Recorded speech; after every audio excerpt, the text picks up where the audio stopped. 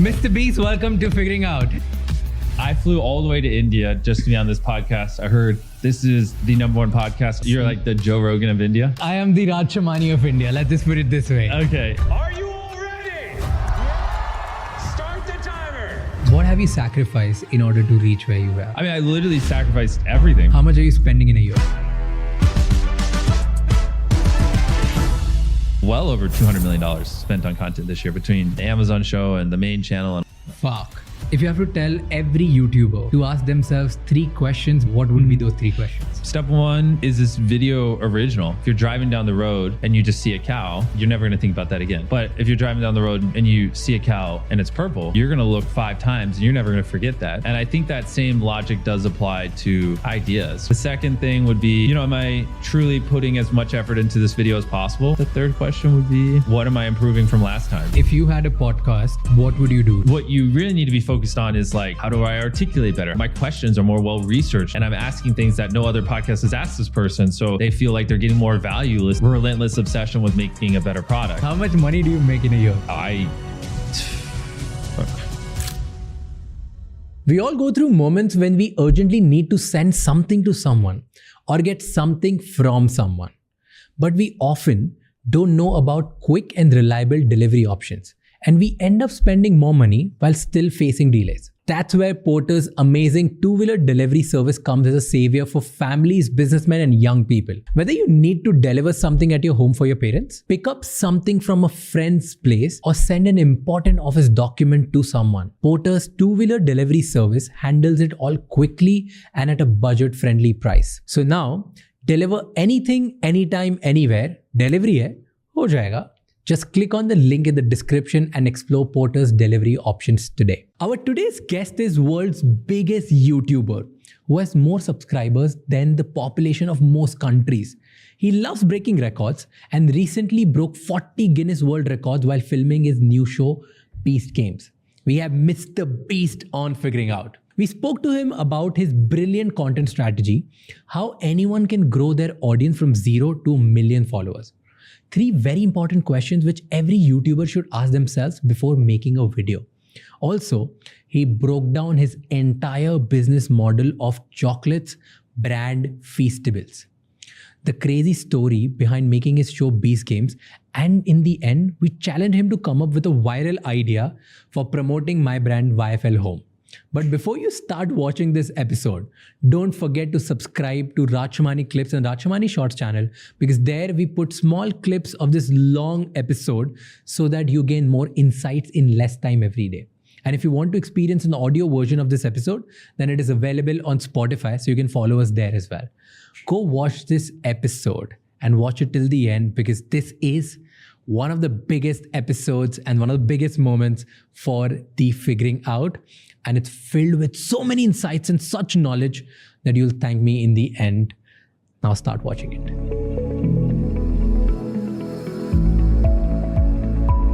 Mr. Beast, welcome to Figuring Out. I flew all the way to India just to be on this podcast. I heard this is the #1 podcast in all of India. Is that correct? Yes. You're like the Joe Rogan of India? I wouldn't like to call myself that. Yes, I am the Raj Shamani of India. Let's just put it this way. Okay. And so, yep, that's why I'm here. And jokes aside, thanks for having me on. And yeah, we were just... Thank you so much for coming here. Let me tell you this, because we are doing this formally.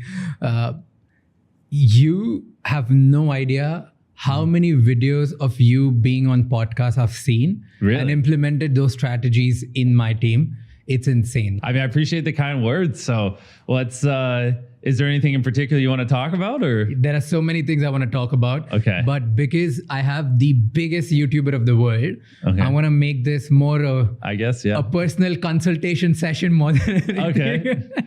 I have an important question, because you and Logan both came here. Yeah. And I see both of you as 2 different creators, purely based on personality. Okay, you have... That's an understatement. I'm not talking about content at all. I'm just talking about, let's say, 2 really, really famous people. Yeah. Really, really important creators in their fields.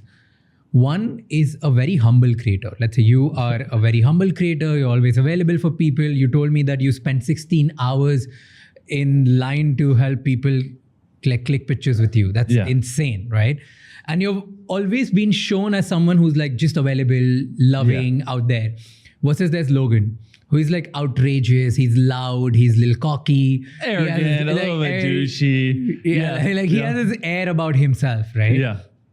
Both can be two important strategies. Which strategy works better for a creator in order to build a long-term fan following? And I'm purely talking about being strategic about it. Which is better for fan building, being a douchebag or being Mr. Nice Guy? Honestly, the strategy that works best for the creator is whatever you are. Like, you can't fake who you are, because people will see that. It won't come across authentic. You're not gonna be able to keep up that facade. So I think that's just like Logan was like a state wrestler, and that is just kind of more who he is. And so he leans into it. Obviously, that's not the kind of guy I am. So I really have all the strategy in the world when it comes to making the videos and the thumbnail and that kind of stuff. But when it comes to your personality, you really just kind of have to be who you are, or it's just not going to work, because you really can't keep up a facade. Like I was telling you, I've been doing this for 15 years now. I started when I was 11. I'm 26 now. Like, if I was trying to put on some facade of, being someone I'm not, people would know. Yeah. You know what I mean? It wouldn't come across right. Tell me, what have you sacrificed in order to reach where you are? What's your number one, like the biggest sacrifice you've made for the success you've gotten? I gotta process that one for a minute. What sacrifices have I made to get here? I mean everything. Like, literally, this is all I do. This is literally everything to me, is this YouTube channel. And the amount of times my mom cried because I, wouldn't go to Christmas morning with her because I was busy grinding videos, which, I'm not that hardcore anymore. This Christmas, I'll spend it with my mom, but back in the day, and by back in the day, I mean like last year and every Christmas before that, really, I wouldn't take Christmas off because I was like, Mom, this is I need to be grinding. Like, I can't, what if I take this day off and someone else is working, right? So I didn't take holidays off. I didn't do really anything. Like, I didn't hang out with friends. I don't regret this, but I didn't do drugs or drink at least much. I've had alcohol maybe like 4 times in my life. Like, I just obsessed over it. And I don't know. It's like, I literally sacrificed everything. There's a lot of things people do that are truly great, will seem absurd at the start, and you don't really know how you're going to do it, but you just kind of do it one building block at a time. Kind of like the Amazon show. While I was napping, so I was catching up on some Z's before the podcast. I showed him episode 1 of the Amazon show. What'd you think of it? We haven't talked about it yet. We'll talk about it. It was insane. Yeah. It's crazy. I'm not even the person with game shows. Like, I enjoy your videos once in a while, but I'm not the person who will watch like every video. Yeah. I thought, how will I watch like a 40 minute episode? I don't even enjoy game shows, all of that. And I was hooked. Yeah. It's so grand. It's so good. I was telling a team, guess what do you think was the best thing about the show? What do you think I would like? You probably liked the contestants, right? The character building. Yeah, that was one, because I was hooked. I wanted somebody to win, but that fucker turned out to be a rat. So I don't want to, there's this one guy in episode 1 where I was cheering for him. I thought he's the one who's going to hold the team together. And he turned out to be the rat, and he ended up taking the money. And I was so sad. I was like, fuck him. No. Yeah. But the best thing which I liked was the way you eliminate people. Oh shit! When we dropped him. Oh shit! That is so good. There is. I should not say this, but there's a little bit of sadistic value to it. Well, it's you feel so good about it. Well, it's also so there's 1,000 in episode 1 of our show. There's 1,000 towers, right? We had to build 1,000 of those, and we had to, build literally 1,000 trap doors and 1,000 pits for them to fall into, and 1,000, that first episode we spent almost $15 million on. Is that just crazy? The production? Yeah, just for the first episode. And the prizes.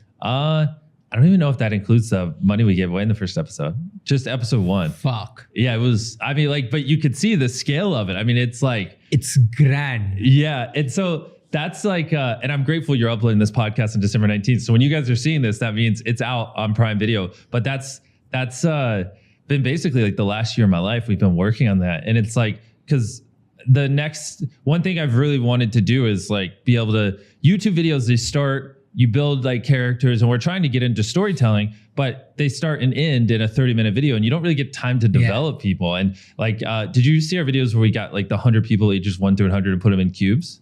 Don't worry about well, just in a lot of our newer videos on YouTube, we've been trying to focus on storytelling and character building, but it's just been, it's hard to like build them up and then so I've really wanted to do a streaming show so we could like flex our creative muscles and show like, hey, you know, it's not that we don't know how to tell great stories and we build characters and do these like things. It's just like, that's not what works on YouTube, but that obviously is what works on streaming. So let's do it. And so like to be able to, because we've already filmed it all, obviously we like to do 10 episodes and like build these people up throughout 10 episodes and have these like seeds we plant and like be able to, I mean, it's just like, it's a whole different ball game than YouTube, and I loved it. And I'm like so fucking excited for people to be able to watch it. Like I'm excited. Yeah. And I think one thing which like stands out in this is a grand level that's crazy. It does even. Second is you can see it in any language. Like you don't need a specific language to understand what's going on. Yeah. Like I can watch that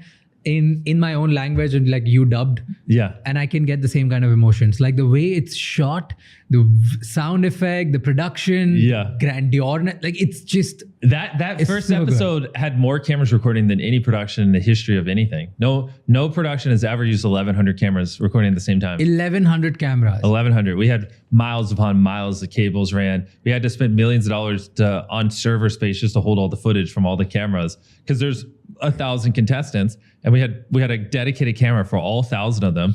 And that was just episode 1 that you saw. There's 9 other ones like that, and some of them are way better than that and way more grandiose. Like we mentioned in it, like at one part we take the contestants to a private island and let them compete for it. One of them wins it. It's the $5 million, which is the largest cash prize in entertainment history. No one's ever given away $5 million before. And on top of that, we gave away so much more money in the show. Yeah, and I saw that. Yeah, we broke over 40 Guinness World Records, official Guinness World Records. Like I have the plaques filming that show. But who funds these things? Well, so that show, obviously Amazon paid a lot for, but I also lost a lot of money filming it because we burned through all the money Amazon gave. And I was like, nah, I want to keep making it better and better. So actually my YouTube videos, if you go on my channel right now, are actually a little cheaper than what they used to be because I have to supplement like the Prime Video show because I overspent so much on it, which is kind of funny. But I threw everything I have at it. And that's where I'm excited, man, because it's also like last year I uploaded 22 main channel videos. This Amazon show that I did is like 10 videos that are all bigger than my biggest video ever. So it's like crazy to be sitting on it, because right now as we're filming this, it's not out. When they watch this, it'll be out. But it's crazy to be sitting on this much content. I've never sat on. I'm sitting on 6 hours of Mr. Beast content, which is more than what I uploaded last year. Right now, just waiting to drop this show, and it like. I mean, we filmed 15 hours a day for like 45 days straight just on the Amazon show. So it also created a lot of strain on my YouTube channel because I had to film a bunch of YouTube videos, basically take 2 months off YouTube. And then right when we finished filming the Amazon show, I come back and we burned through our videos on YouTube. And now I had to, so there's like, which I haven't really been able to talk about this on podcasts, but there's like 120 days where I was like filming every single day because I had to stockpile YouTube videos so I could go film every day for Amazon. And then I had to come back and refilm for YouTube. And it was like, this was my travel schedule at one point. Like I flew to Canada, spent a couple weeks in Canada filming. Then I flew to like LA to speak at a conference. And then I flew from LA to San Francisco to speak at another conference. And I flew to Germany to launch Feastables and film a video in Germany with a bunch of creators around Feastables. Then we flew to the Netherlands did you watch our new video where we did the $1 versus $500,000 experience? No. Well, we ate dinner in a hot air balloon for a video. And then we flew to the Canary Islands to film on a submarine, which is off the coast of Africa. Then after that, we flew to Dubai to ride a camel for $1. No, that wasn't even the Burj Khalifa. It was just to film Camel for $1 and a couple other things in Dubai. Then we flew to, I believe it was Oklahoma, to help. We have a video coming up where we helped 2,000 people walk again. So there we helped dozens of people get prosthetic legs and walk for the first time. Then I flew to Guatemala and spent 2 days there helping more people walk again. Then we flew to Ecuador, spent 2 days in Ecuador to help hundreds of people walk again. Then we flew from Ecuador to Florida to help hurricane victims, Florida to Raleigh to do the zero gravity space thing. And then from Raleigh back to Dubai, which is because the Burj Khalifa wasn't ready when I went there the first time. So I had to fly all the way back just to stand on top of the Burj Khalifa. And then after that, we flew. I mean, it was, I didn't like sleep in my own bed for like 2 months. I mean, I was just flying. Crazy. Yeah, it's like because and before that, it was 45 to 60 days of just straight filming for the Amazon show. So it was like, in which we didn't film that in my hometown. We filmed that in Canada. So I was like, I remember coming back to my bed after all this travel, and I was just like, is this my house? I was like shocked. I was like, is this my table? This is my dog. I have a dog. How's he going? Dude, that's a lot of work. That's why you are where you are. But tell me the whole process. How do you plan this thing? This series I'm talking about, specifically the Beast Games, right?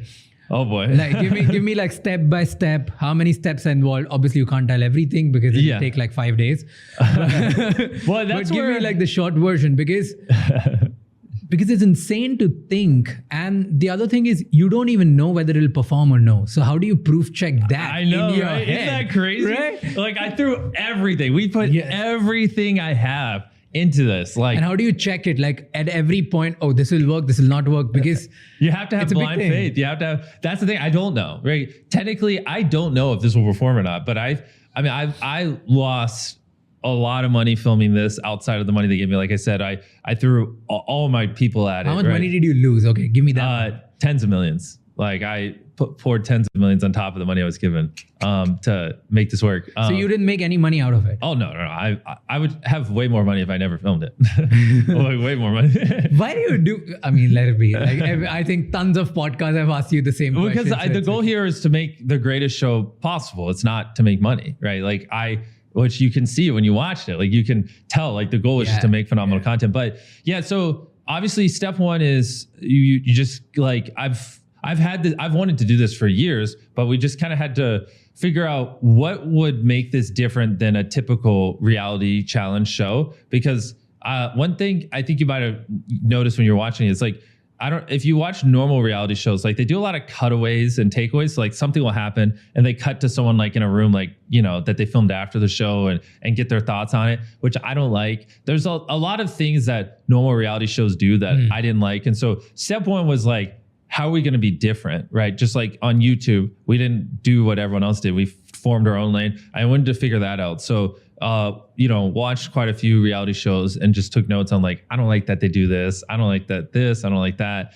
And then once we kind of figured out like what I think first principles wise would be an optimal reality show. Like, again, I don't care what other people do. What do we think a 21st century reality challenge show should look like? Once we kind of wrote those principles out, then, wrote the whole thing, rewrote the whole thing, which this wasn't me. I have a phenomenal team of people who do a lot of this, because obviously I'm also still grinding YouTube 25 days a month, filming and everything we already talked about. So I had to lean on like these just world-class people I have hired. And this Did is you where hire anyone specific for the Amazon. For this? Oh yeah. So we, one day on the Amazon show, like as it was leading up to before we were filming, I walked on set. There was over 1,000 people on set. Some of them building sets, other of them writing, some of them running cables for the camera. I mean, like it's like absurd. Like so, but yeah. So step one is you got to write it. Which I mean, we probably rewrote the show like at least 20 times. I mean, it's like because you don't really know what's possible, right? Like at one point I wanted to do this thing that we didn't end up doing, which is like, I wanted to go in a desert, and when we had 50 contestants, I wanted to get like 50 machine guns. So picture like 10 machine guns, and then below it another row of 10 machine guns, another row of 10 machine guns, another row of 10 machine. So like 5 rows of 10 machine guns each.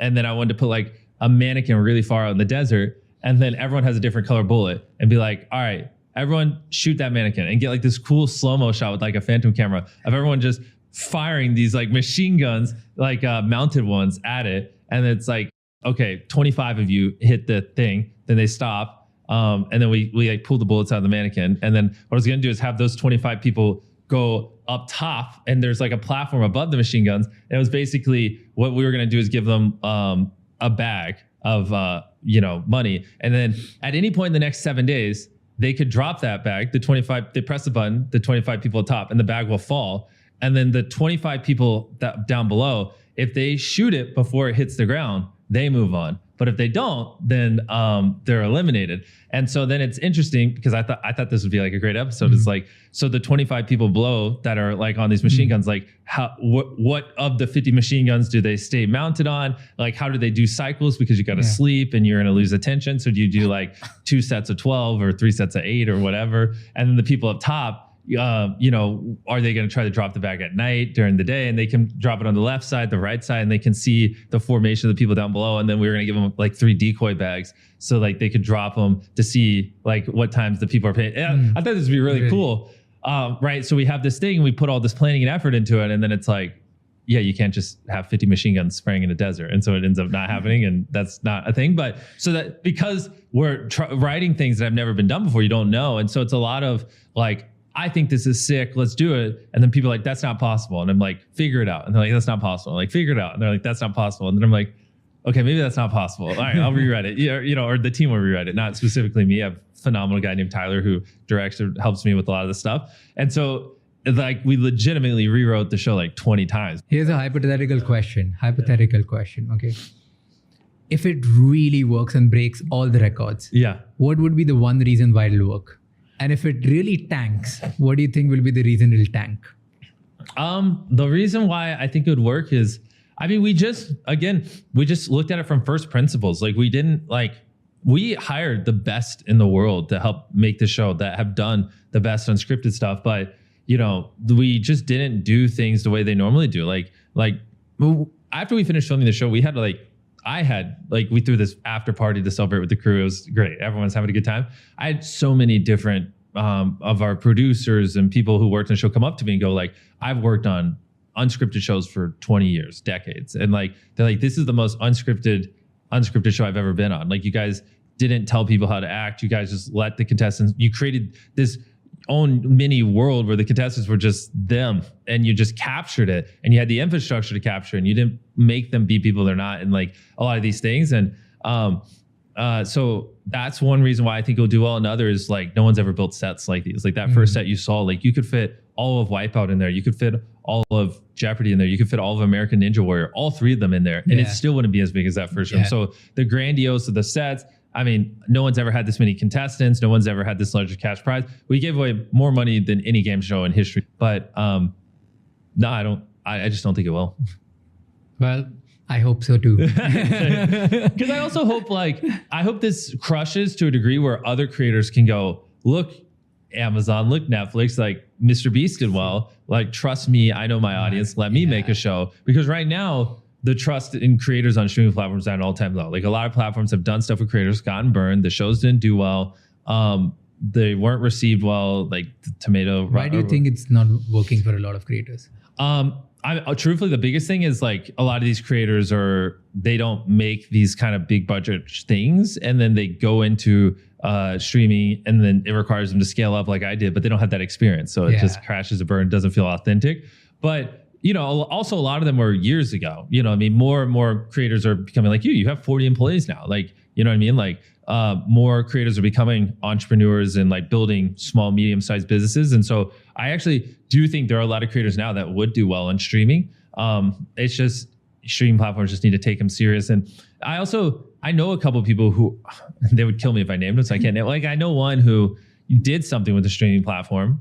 Can't name it. He would kill me. But I was catching up with him while he was working on the show with them, and they constantly cut like jokes out and be like, that's not what our audience wants. And it's like, he'd be like confiding in me, and he'd be like, what do they mean? Like, the audience is my audience. Like, this person got good views on YouTube, but like the streaming platform was like making him dumb down his humor, making him pull certain things out. Like, they're like, the execs were kind of just like, and he wasn't really as proud of the final product as he wanted to be. And so it's not only just like getting streaming deals, but then it's also like giving the creators the liberty to like make what they know their audience wants, right? From the streaming platforms. Because like, yeah, you could, like, if they gave you a deal, but then they started telling you what questions you need to ask and like, oh, you need to act this way and blah, blah. And, and then you're like stuck between, well, if I don't listen to them, do I get a season 2 or not? And then you do it and the show kind of half performs because it's not. And so just like changing how that whole thing works, I think would be great, where creators could just be like, trust me, they trusted Jimmy, look what happened. And then creators get more trust so they can make better shows. Let's talk about creator economy a little. Okay. Yep. What do you think about podcast? What do you think? Is there a future? Oh, of course. I mean, look at, Joe Rogan with the election recently and him having, Trump on and JD Vance and like, being able to like, for them to go around the traditional media and just speak directly to their audience through podcasts. Like that was incredibly powerful, whether or not you agree with their political beliefs or anything. Like the fact that they could do that, right? If it wasn't for podcasts, it'll probably be higher when this comes out, but I believe the Trump interview right now is on 50 million views on Joe Rogan, right? Like how else would Trump have been able to speak to 50 million people? How else would 50 million people have been able to see like a window into his brain, which is almost what a podcast is. So no, I think it plays a very important role, and I think they're just going to keep growing. Do you think it's gotten super competitive? Well, it's the same as YouTube. Like people would say YouTube's gotten super competitive, but you were telling me you started your channel 2.5 years ago. Yeah. And you're killing it. Yeah. So, I mean, no, I think like there's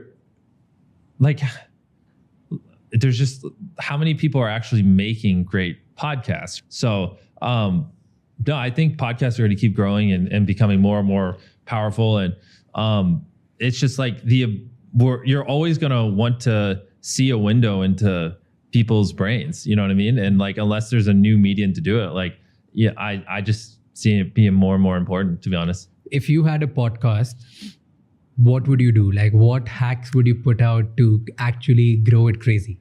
It's just focus on making the best content possible. Like even now, like it's funny because you listen to my old podcast, I'm so data focused and that kind of stuff. But now I just kind of like look at ideas and I'm just like, is this objectively a good video that people want to watch? And when we write the videos, I'm just like, is this good content that people want to watch? Like it's more just focused on, it's always been focused on make the best video possible, but even more hardcore now than ever. And it's, there really is no, like if you wanted to be a top podcaster, is not, you can do these little gimmicks or things or whatever, but what you really need to be focused on is like, how do I articulate better? How do I make sure there's not awkward moments with my guest? How do I get it where my questions are more well-researched and I'm asking things that no other podcast has asked this person, so they feel like they're getting more value listening to this and all these other things, which I wouldn't call growth strategies or hacks. I would just call like relentless obsession with making a better product. Here's my dilemma as a creator. And this I'm asking personally, and I'm sure a lot of creators have the same thing, right? Yep. So when I am, let's say, making the podcast with you or with anyone, right? Yep. I'm thinking about how do I make the best? Yep. But the way I think or the knowledge I have or the other kind of stuff I'm going through in my life, best for me would not resonate with a lot of audience. Okay. So like the questions which I would ask would be so subjective to just me. But I did say make the best podcast possible for you. I just said make the best podcast possible. So how do you actually pinpoint that difference? Like this is the question which maybe the audience wants to know. Yeah. And this is the question which you want to know. And I'll give you an example if you want. Okay. So let's say I know for a fact that the moment if I ask you a question that how much money did you spend in making this show, this particular clip will fly. Yeah. Like this will turn out to a reel or a TikTok and it'll just go everywhere and it'll become a headline. Yep. Like I know this, right? So for audience, this question is important. But for me, like probably the most important question is, should I and other creators stick to Hindi and just create content in our local language or try to go global? Like both of these questions are really important. Yeah. But one has such a small audience and the other has such a big audience. Which one do you ask? See, that's where, and this is going to be an answer you might not expect. I would say if you're having to choose between, here's a question that I think people would be interested in do really well, and then here's a question that I would be interested in but don't think do really well, my answer would be come up with more questions and find one that you're interested in and would do well. right? Like, that's just kind of my 2 cents, right? Like, because it's like with ideas, we kind of had the same thing in the past where it's like, these are our videos that would do really well, but I like just don't want to film, or I don't think make me look good. And then these are videos that I think would make me look good, or I'd like to film, but they don't do well. And the answer was always, okay, stop being lazy, come up with more ideas. You know what I mean? Like, okay, how many ideas are you sitting on? 50? Well, come up with 500, come up with 5,000. Eventually you'll find an idea that is both viral, that you want to do, that fits whatever you're trying to hit. And Okay, talking about creators, what are the top 3 ideas you have for somebody who's watching this and wants to pursue content creation as a career? What are the kind of channels they can make, or the type of content they should make? yeah, you've listened to my other podcasts. You probably have an inkling of what I'm about to say, but who the fuck cares what I think or what content they should do? Like their videos are going to be trash. They just need to make videos, make 100 videos, improve something every time. Ideally make 1,000. But still, where do you see like the specific niche? Like give me 1 or 2. But the thing is, it doesn't matter. They shouldn't do content because I said, oh, this niche is undervalued or whatever. They should just do what they want to do. And then they should just make an asinine amount of videos, improve something every time, and then and just get to the point where they're objectively making good videos. Just go make content. Like you're gonna suck at it. You probably will suck for a long time. You'll probably quit well before you start making good videos, because that's just what it is. And we need to weed out the weak anyways. Like 10,000 people will hear this, 500 will act on it, 400 will quit in the first year, another 90 will quit in the next, and then of those 10, 5 of you are going to quit the year after that. And then 5 of you are going to be psychopaths. They'll do it for 5 years. And in 5 years, you'll have honed all these skills and you'll probably be pretty good at it. And everyone's going to say you got lucky. And obviously there's luck involved in it, but you're just resilient and you grind and you didn't give up. And you got to the point where luck could meet the hard work, True. That's that. Tell me about India. Do you also see this as a view farm? Like a lot of creators around the view world. farm? View farm. Like India has, what percentage of your views come from India? Long form or short form? Long form and short form. Give me. I think long form, it's maybe 7%. It's not that big then. No, I mean, because we get like Mexico is bigger for us, or like Spanish. Like I think Spanish, we get like 15 million views a video. Like Spanish is huge for us. Lots of Mexico, lots of South America. Like but shorts, especially because you TikTok's banned here. I think it's like 13-14%. So you guys are definitely over-indexed on short form for us. No, I mean, view farm. I mean, I get tons of views. Like I don't need a view farm. I don't see anything as a view farm. I just see it as. I heard like a big creator, I can't name him, a while ago when I was talking to him 6-7 months ago. They said a lot of American creators, they see India as a view farm, but Indian views doesn't give them any money. Oh yeah, you definitely. I mean, that's not just India though. Like my Spanish views, like a lot of the languages, like a lot of the languages I dub into, like I know the RPMs are low, which for your viewers, they're probably more educated, but in case it's not obvious, in America, people are making on average, whatever, $60,000 a year, we'll say. Whereas what's the average income here in India? Like, so I'll go for per capita. So per capita here is $2,500. Exactly. So people just have less discretionary spending. So, they're not, just like the amount of money if you theoretically would spend, a penny to get an ad in front of someone in America, here you'd spend 1/100th of a penny. So you'd have to get like theoretically, that's a little extreme, maybe like 1/20th of a penny. So you'd have to get to make what you'd make on 1 billion views in India, you would probably make the equivalent on, let's say if it was like an 80-cent RPM and you had an $8 RPM, you'd probably make off of the same amount of money off 100 million views in America, right? So like 1/10. Yeah, so like for you, it's like that's crazy, right? Yeah. Like if an American creator getting 100 million views would theoretically make just as much as you getting 1 billion, which is like wild to think about. But no, none of that matters to me at all. Like I'm just trying to reach as many people as possible, and my goal is just to make the best videos possible, reach the widest audience possible. I don't care if there's no revenue in India. I would still dub my videos in Hindi. I would still come here. I'd still blah blah blah. Like I'm not. I mean, I know that's ironic because I'm here launching my product, but yeah, that's because this was this was going to be my next question.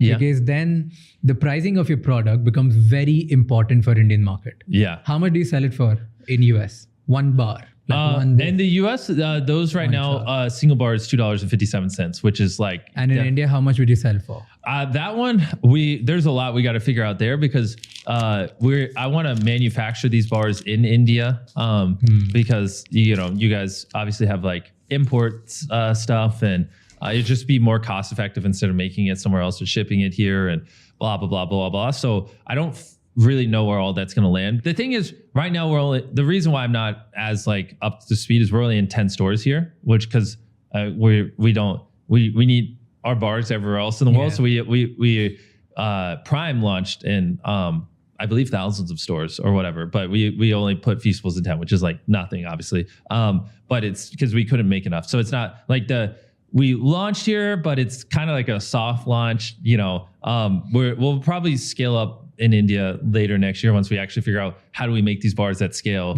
where it's actually affordable for people here. And I also potentially I'm lining up some big collabs with Feastables too for India because I really want people in India to know like I care a lot about this country, and so I can't say who, but going to do like a Feastables bar with a very large Indian creator, which we haven't done in any other country and stuff like that. So it's like I would say we haven't really launched here.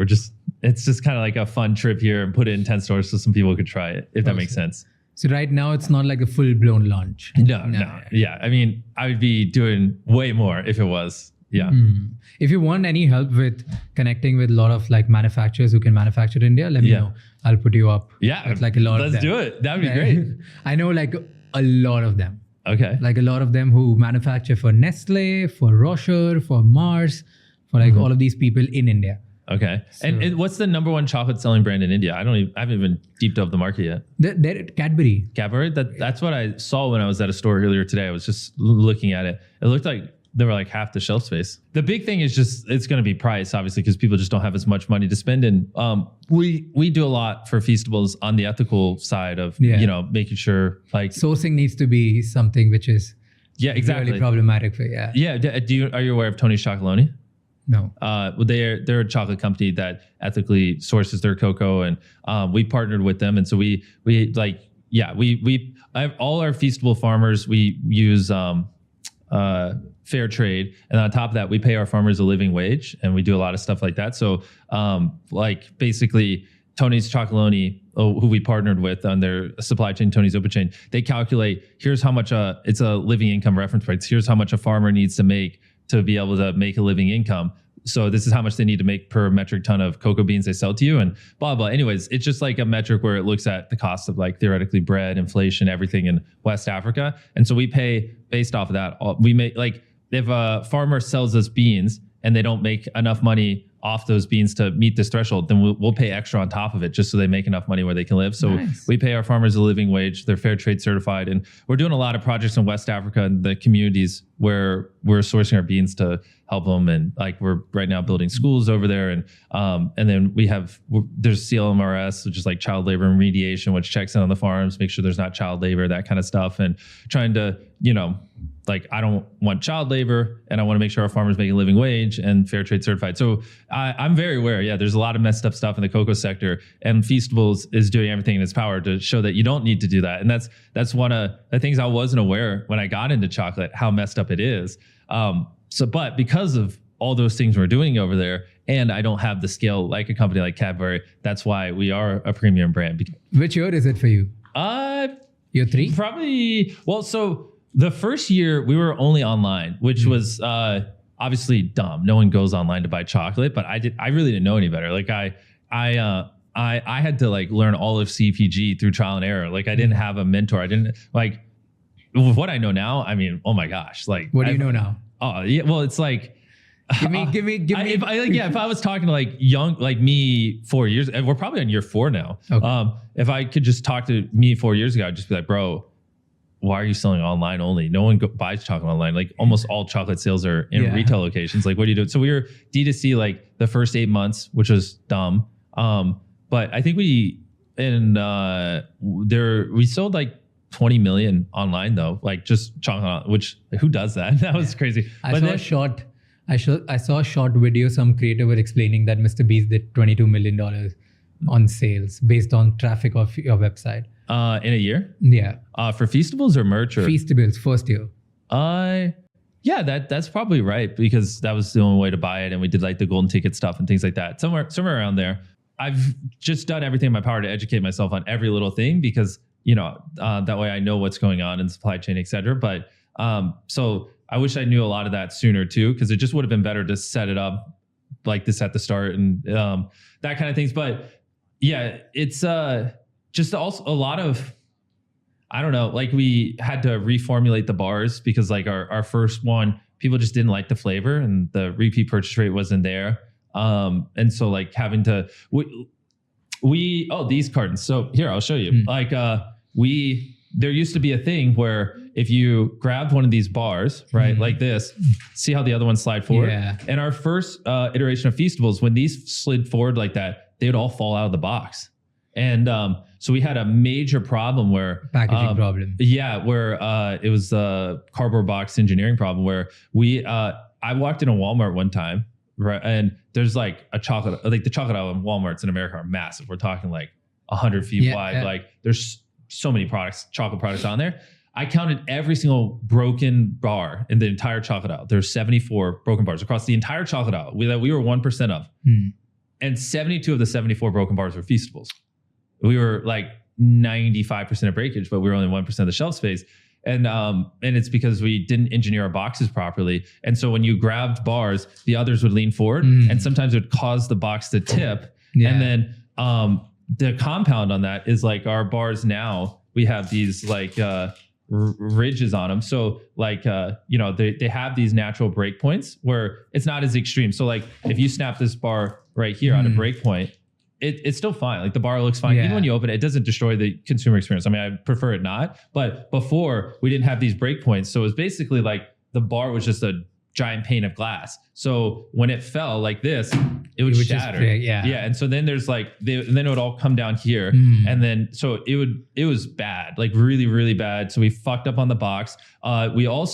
We now do cold seal on the things here so we can get it closer to the bar. So the wrapper is way tighter. We used to do heat seals on our manufacturing lines. So because of that, you don't want to melt the chocolate. So you had to have more space between the chocolate and the seal, which gave it more wiggle room, which made it way more prone to breaking.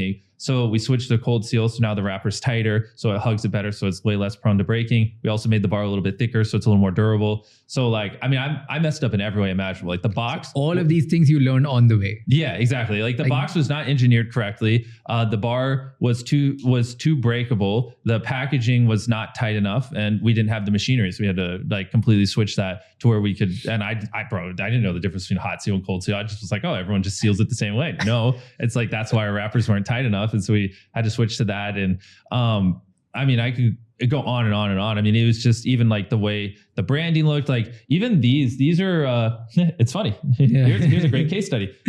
Look at the difference between these two boxes. I assume that camera over there can see it. Notice how like. See how this orange strip down here is small and this red one's bigger. So this is a newer Feastables box. This one's probably whatever, like 4 or 5 months old. So another problem is when all the flavors were side by side, it was really hard from a distance to tell which flavor was which. Yeah. So even after I engineered the new boxes, I updated the colors now. Now it's like, if this was the newer one, the newer orange is also a little bit brighter. Bigger, So now you can, from a distance, actually be able to tell the flavors, where it was a lot harder before. So that was like, I'm on like version like fucking 12 of these things, right? That was like the difference between version 11 and 12. You can even see how that has the black stroke that doesn't have the black stroke right here, the all new bars. See how there's to make black it more legible and visible. Yeah, and you can probably even tell like on the side, the bar pops a little bit more. See how there's a black stroke on the world's best chocolate? So that's more readable from a distance. The old box right here, it says enlarge to show detail, right? And they're like, oh, legally we have to put that there. And I'm like, why? This is actually smaller than our bar. We're not enlarging it. And like, I had to like 1v20 lawyers, and they're like, eventually they're like, yeah, you're right. You don't. And I was like, why? You see, because the old box, it says enlarge. And I was like, why? And they were adamant. And I was like, why? And then eventually they conceded. And I was like, yeah, I don't understand. you can look at the top here, see how it says Milk Crunch. I mean, and then it used to say 10 bars on the left. This is an old thing we used to do because when we were D2C, you'd buy the carton. Yeah. But in retail, no one's buying the carton. So this 10 bars is irrelevant. And I want people to more focus on the product. So I got rid of those words there. I mean, I have obsessed over every little thing on these bars, every little, here's another thing, right? See this black text at the bottom? It says milk chocolate with peanut butter. So that's because this is an older box. And so the new one, it's not there. Well, the new one, it's on the bottom here because you don't need to put it on the front, and it just looks way more appealing without it there. Like this, that just looks ugly there. Yeah. I don't like it. So I moved it to the bottom. Now you're focused because it says Milk Crunch here and it's clearly chocolate. You don't need to write it right there. And so, I mean, I've obsessed over every little thing from like the divots on the bars to the like ratio of peanut butter inside the bars to the packaging. I mean, it's just been continuous improvement and through just brute force and trial and error. And if I could go back in time and just like tell all of these things. Oh, I mean, it would be because like switching the bars from like these glass pane things in these boxes, like these are things where like I have to shut down production and like literally halt everything for 8 months. Even little things like stories I've never told. Like I wanted to do like we at one point made like cookies, like just Feastables cookies. I was just curious to see how they would do. They were received pretty well. This was back before I was like super involved and knew every little thing going on in the weeds. And I was just like, here, let's just try some. Like we made like these gluten-free cookies. Nothing too crazy. And put them in some Walmarts and they sold well. Velocities were good, but I wasn't too passionate about it. And I was like, I really just mostly want to focus on chocolate. And we had these like gummies we do with Carl, but for the most part, I just want to focus on chocolate. And I really want to obsess over ethically sourcing chocolate. Yeah, and like how we can like make an impact and like show the world that you can ethically source it. And so then I was like, don't worry, let's just kill the cookies thing. We ended up losing like $5 million on like this little trial thing we were doing for the cookies. And it's like these little things, man, because you're like a startup and we're like, and I didn't have much experience and I wasn't as like in depth in like running everything. And I was just like, this is fucking crazy, man. But that's an important lesson for all the creators who are trying to make their products. Yeah. That they really need to be hands-on. It's not going to be working on autopilot. It's not going to work when they are just going to be like, oh, let it beam out and sort of buy some shit. Like they really need to obsess over it the way you obsessed it. Because I'm so happy like you put it out. Because I speak to so many creators here in India specifically, talking about building products and stuff and what are their views. Yeah. Most of them, they just think that no matter what they put out, people will buy. Even if they're putting out like that. But will they buy it two times, 3 times, 4 times? Exactly, that's the one. Like they want to build a business out of it. So selling something one time is not a business. That is just I don't know. It's money. That's just but a business is getting someone to buy something 10 times a year for the next 10 years. That's a business, which agreed, they're not. But the thing is, I own Feastables. And so that's where it's different. Like I would advise most creators just partner with some. Like if you wanted to launch candy, go partner with Ferraro, and just like do candy with them and let them handle this logistics, supply chain, manufacturing, finance, distribution, etc. And you just market it, right? And just get like a fucking 20% off the top royalty deal. That's what I think most creators should do. Like they shouldn't run the business because agreed, like they'll never, like most creator businesses are just going to go up, to sell one, and then the repeat purchase rate's not going to be there. And then they'll just end up shutting it down within 95% of creator brands right now, 5 years from now will not exist. But you have to think of the opportunity cost for the creator, because imagine an inverse scenario where instead of launching popcorn, promoting popcorn a bunch, promoting for 2 years, and then realizing, oh, this isn't working out, and then slowly shutting it down over the next 2 years, and you essentially net nothing because it's very hard to be a profitable company. Yeah. Now imagine that where you basically, best case scenario, it's a wash. Let's say they don't lose any money. Versus one where instead of promoting the popcorn, they're doing brand deals. And it's like someone who's getting $50,000 a brand deal and they do brand deal over the course of 4 years. Like there's a multi-million-dollar net difference. And that's assuming you don't even invest that multiple millions of dollars in the stock market and the gains and stuff there. Like the opportunity cost is actually massive. And I think a lot of creators starting brands are just wildly messing up. Like I think they would be because most of them aren't entrepreneurs and they're just going to fail. And it'd be so much better off just doing brand deals and putting that effort into their content, or like I said, just doing a royalty deal with someone who actually knows what Or they're like doing. partner with someone who knows how to do it. Exactly, because like the odds of them running a product at scale and having 20% margin and being able to do all these things or having it's just not going to happen for most of these creators. Whereas if they just we're like Ferrero, let's sell $4 bag of gummies. Every one bag I sell, give me 80 cents and put this shit nationwide. Yeah. Like they could make pretty good money doing that. Do you think in India it will work? Like the creator-led models or the celebrity-led models? Because in US, celebrity-led brands has always worked. Well, Not like the thing is, I wouldn't say like it has worked for everyone. Exactly.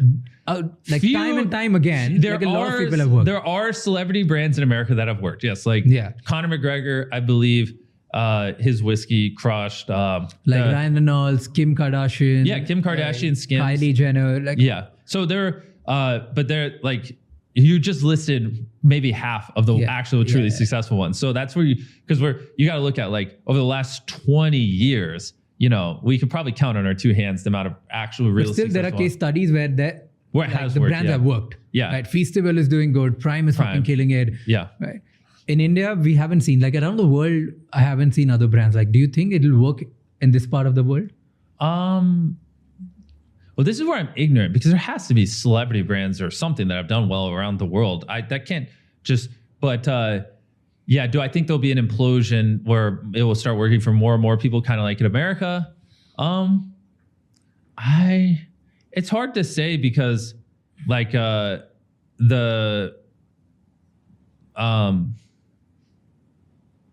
don't know, like Virat Kohli, if he wanted to do something with cricket, like he could obviously have the most successful cricket line. I don't know if he does. I'm not as big of a follower of him, but he has a bunch of brands under his. Okay, but so you said a bunch, right? And that's what like Ronaldo and Messi and like big athletes do, but they tend to do a lot of brands. But if Virat Kohli theoretically was just like, I'm just doing this one thing, and he just was like, he tried to become like the number one cricket gear, and he hired like a world-class team and blah blah, like he could. Right. I mean, I don't know much about the guy. I just know he has an absurd amount of followers and people worship him. Yeah. So that's where you're asking, do I think it will happen? No. But could it happen? Yes. Right. It's just extreme focus and people just have to want to do it and assemble the right team. I want to pick your brains up on making of video. Okay. Yep. So let's give you a product. Okay. And how would you promote and how would you think about marketing this particular product? Okay, just give me, let's say, blender. A blender? A blender. Like, that's an easy one because there was actually a viral blender back in the day that I think Blendec. Like they just blended like all the iPhones exactly, and everything. Yeah. They had a series called Lil Blend. So I mean, honestly, I would just bring back a modern version of that and like. What would you do? Give me. I mean, literally, like I think they did it back in the day and it worked really well. Me and you both know about this blender from 10 years ago. So clearly it worked. I remember their blender was so good, they would put an iPhone in there and it'd turn it to dust. And I think But would you do the same thing again for the video to perform? Because it has already been done. Yeah, maybe not that per se, but... What would you do? Think about it. Blender. Blender. What's the product differentiation? Is it just the same blender as every other blender? It's a goddamn good blender. A goddamn good It's a really powerful one. Really powerful blender. So for $100, you cannot get something as powerful as this. Okay, it's the most powerful blender for $100. I mean, am I famous or am I not famous? You're a creator. You're famous. Okay, then I mean, step one is I'd probably go get Gordon Ramsay to blend stuff and make a meal with it and get it associated with Gordon Ramsay. There's another YouTuber, Nick. Let's say not famous. Like, okay. Yeah. You really think on like a different level. I'm just. Well, then if I'm not famous and I just have a good blender that's not that much differentiated, then this is where it's hard because my true answer would be I would spend more time focusing on the product because marketing isn't what builds a system. I mean, maybe I can't say that definitively, but majority of the time, it's not the marketing that's going to build like for $100 for a good price, you've really made a powerful blender which doesn't lose nutrients, has like all the things which like a blender does, and is let's say ++2 version of like a normal blender. I'm trying to put like constraints and trying to think about how can you make a differentiated version of Yeah, this well, just let's through think. videos. What does a blender do? So it just like crush. smoothies, Yeah, juices, help you make food, Yeah, I mean, gravies, what else? what inherently at first principles, it just a blade that spins really fast and just transforms things, right? That's the most first principle way of looking at a blender. So, I mean, yeah, it's hard. I mean, some of the first things jumping in my mind are, but no, that's not viral. I got to think of how would we make this viral. I mean, another thing, again, this is where if we're just purely thinking marketing, right? We're not talking about product. Like here's the thought I had. I was just too lazy to act on it. But if I was in this spot, like I would figure out who the set designers are on every major studio. And then I would just be like, yo, I'll get like just replace their blenders. Like they don't care, and then just try to get in movies that way. Right. See if like I've heard stories from friends of like who have products. I won't say because I don't want to ruin what they got, but they're like, they just figured out like this was the prop guy for these movies. And like, I just gave them this like $200 worth of product for free. And then it just ended up in the movies. Right. But but you would have to have paid hundreds of thousands of dollars for product placement. But I just went around the marketing team and I just like figured out who bought the things and just I was like, hey, just buy this. I'll just give it to you for free. And they like didn't think too much of it. So I would my mind's jumping to like little things like that. Right. Like, and then it's like maybe making a short, like, here's how I got my blender and 10 big movies. You know what I mean? Nice. And that would pop off. Like Logan did a short one time where he like had Prime. He sat courtside and like had a Prime bottle there. And he was like, here's how I got Prime and NBA. And that short did really well. And I thought that was a little creative. So like something like that would be cool. I mean, my mind keeps jumping to like smoothie competitions and things like that, but that's just not viral. Yeah. So I mean, it's all in the constraints of like, what are you doing, right? Because like for me, I can make it interesting in my videos. Like when I'm doing like an experiment video, did you see that video where we like put a train in a pit and we we lit 100,000 fireworks in a house? So then like the third bit could be making a giant version of the blender and putting a car in it, right? And that'd be interesting. And I'd be like, if it, this is the same spec, same everything, just enlarging. And if it can blend a car, it can blend your fucking smoothie. You know what I mean? If we're trying to portray the power of it. Sick. Yeah. I asked you this because I own a blender brand. Oh, really? I didn't even know. Yeah. Because you answered so well. Like, let me gift you this. Holy shit. You know what's funny? While I was thinking, I was looking at that over there too. There you go. Thank you. That's crazy. I just got played. No. Do the grenade one. Kidding. So this is a product with me and another YouTuber. Oh, and it's $100 and it's powerful. That's funny. Bro, your audience is probably gonna be like, there's no way Jimmy's this stupid. No, there are so many differentiators, but I didn't want to put that out because I wanted to play like completely dumb and like with constraints because that would make more sense. So I wanted to gift you this. This is by one of the biggest food content creators in the country. Okay. Him and me, we partnered together because my background is business. So I handle the business side of the things, which you were explaining. Yep. And he handles the product and like marketing and doing things like that. Going into retail is a big deal because you have to bet big. You have to, like, if you were to launch in 1,000 doors and, you got to even just like we have more demand than we can sell. Yeah. Online. Good. But we want to really take it slow and we want to make sure that we get it right because product is the most important thing. Yeah. Okay. Here's the last question. Okay. So tell me, like, what's your biggest fear for the future of content creation? And this for you and for every content creator. I'm not too fearful of anything for us personally. I think it's as long as I keep obsessing on making great videos and hiring the best people and reinvesting everything, like the product will just speak for itself. But in terms of the whole market, I mean, I don't know. To me, there's not much to be afraid of. Like YouTube's still growing year over year. I don't see it slowing down anytime soon. I think like the monetization possibilities for creators are only getting better and better. And there's never been a better time to be a creator. Do you think this AI and all of this shit is not scary? Because technically, like now you don't need to be in your videos. You can do AI modeling and do the same thing. Not really. We're not at that point yet. The voice models just aren't there yet. Like you can tell when it's AI voice and when it's real, right? It's like we're working with the best companies on the planet. 11 Labs has the most realistic voice model right now, and it's just not there. So voice isn't there, which I think will be the first. But actually replacing ourselves with AI in videos, nowhere fucking near close. But I do think it will be there in the next. So I think that's going to be the first thing that dramatically AI changes a lot of things for a lot of creators. Because like we use AI for like, because we have so much footage after we film. So we use AI to like, if I'm like, oh, we didn't mention Feastables in this video, before they'd have to go back and watch thousands of hours of footage, not thousands, but like comb through a bunch of footage to find it. Now we have AI just transcribe our video and they just search Feastables and it'll pull up every time it's mentioned, which has been great. We use AI for like thumbnail mockups, which is funny. I actually, we put up I employ a lot of thumbnail artists and a lot of thumbnail designers. I spend hundreds of thousands of dollars a month on thumbnails.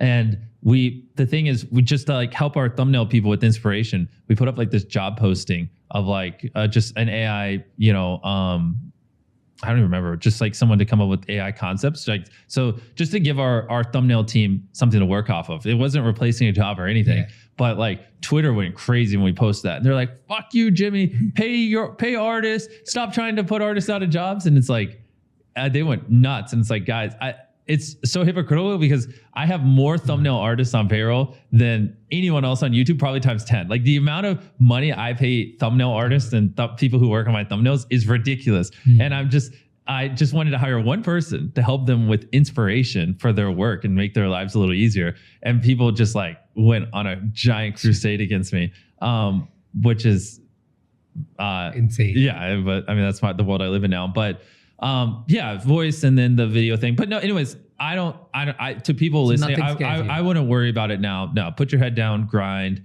I mean, be on top of it. The best thing you could do would be have an AI mastermind or know someone who is on top of it. Because, you know, most people watching this probably aren't tech savvy enough like me, where we know everything and are on the bleeding cutting edge.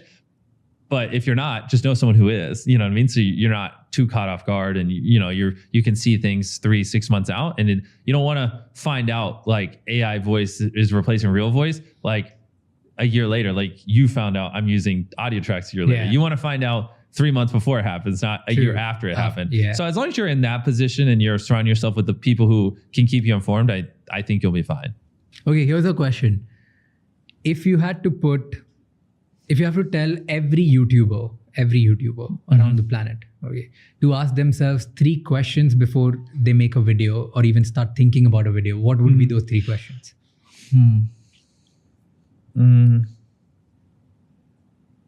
It can be relevant for somebody who has 100 subscribers and to somebody who has like 50 million subscribers. I would say step 1 is this video original, you know, because that's like, I listened to this TED Talk one time, which, I mean, this is pretty obvious, but I think it's a good seed to plant in people's head, where the TED Talk person was explaining how if you're driving down the road and you just see a cow, you're just going to look once and look ahead and you're never going to think about that again. But if you're driving down the road and you see a cow and it's purple, you're going to look 5 times and you're never going to forget that.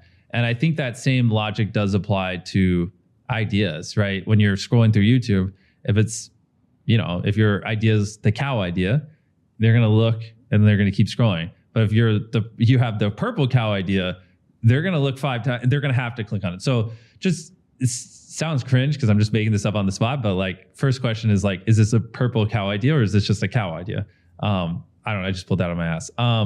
The second thing would be, am I truly putting as much effort into this video as possible? Like a video can always be better. You know what I mean? And like, I don't know, I'm a firm believer it's much easier to get 1 million views on one video than 10,000 views on 100 videos. You know what I mean? And so like, are you making that 1 million view video, or this is if your goal is to like be as big as possible or whatever. If you're just trying to have fun, then who cares? Ignore everything I'm saying. But like, is that 1 million view video?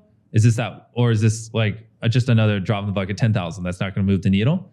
And then the third question would be, what am I improving from last time? Because I'm a big believer, like, to be the best, it's just like at the start, you're making 10% improvements, then you're making 5% improvements, then 1% improvements every video, then 0.5%, then 0.1%, then 0.001%, but they just keep stacking. Like, just a never ending thirst for learning. And like, what did I improve this video? What am I learning this video? Because that every time you learn something, if you're truly on like the mindset of I'm going to do this for the next 20 years, I don't think YouTube's going to go anywhere, then learning something is going to pay off insurmountable dividends, because now you could apply that knowledge for the next 20 years, you know? So always be learning, always be improving. So what am I improving would be the third question. Good. I think even though you just made it up, it sounded wise. Yeah. So what do you think about my purple cow analogy? I actually... It's a Seth Godin thing, right? Like I think Seth Godin said it. I don't He has remember. a book called I was Purple Cow. just... Oh, really? Yeah. I was just like watching He's random one of the TED greatest Talks. marketers in America. Interesting. I was literally just watching random TED Talks. I don't remember anything except the purple cow analogy. Okay. I was like, that's a great way to put it. Yeah, it's a good way to put it. He's one of the big marketers there. He also wrote a book called All Marketers Are Liars. Really? It's a pretty interesting book. I love how you know everything about him. I'm just like, yeah, he said something about a purple cow. Yeah. Okay, how much money do you make in a year? Oh, like $5, maybe. Yeah, 10. sure. Yeah. But no, like what do you On a good like year, you keep maybe. reinvesting everything, right? Yeah. So Yeah. Well, I mean, I could tell you like, obviously I can't say how much we do in revenue, but I could tell you like now we're probably spending $3 million an average a main channel video. Plus obviously you have millions of dollars a month in employees and overhead and, you know, all this other stuff. So, I mean, how much are you spending in a year? on YouTube videos this year, Plus salaries, plus overhead. yeah, on content this year, I'll just across everything from TikTok, because we have a big TikTok. We do a lot of shorts, so it's not even just long form anymore. We do really big shorts. Like some shorts I'm spending 6 figures on now, and like we're doing a lot now. Well over $200 million spent on content this year between the Amazon show and the main channel and all these ancillary things we're doing. Yeah, it's getting pretty crazy. Insane. $200 million you're spending. Yeah, over 200 million on content this year. I saw Yeah. a post on, I think, some wealth page or some shit like that. Okay. Some page where it showed top 10 influencers, top 10 highest paid influencers of 2024, and you were number one. Yeah, Forbes just released that couple. I only know because Yeah. everyone texted me it. Yeah. So It's is that number two? $100 million. I thought it said 85. Yeah, somewhere close. Yeah, it said 85. 85 million, yes. Well, thank you so much. That Thanks for sums having up me. almost all my questions. I wish that we could spend more time together, but No, but Yes, it honestly, is. I think this is a good time for them to go watch Beast Games on Prime Video right now. they already will. They must have watched it Right already. now. Now. Thank you so much for watching this episode till the end. Please let us know in the comments, what did you like about this episode and what you didn't? What are the other topics and guests who you want to see on the episode on this podcast, so that we can get them for you and provide you all the value and insights that we're already doing for you. Please comment and let us know. Also, send this episode to at least one person whose life's gonna change after watching this episode and understanding this conversation. And don't forget to subscribe this channel, because the more you subscribe, the more we grow, the better and the bigger the guests we get, just like this episode. I'll see you next time. Until then, keep figuring out.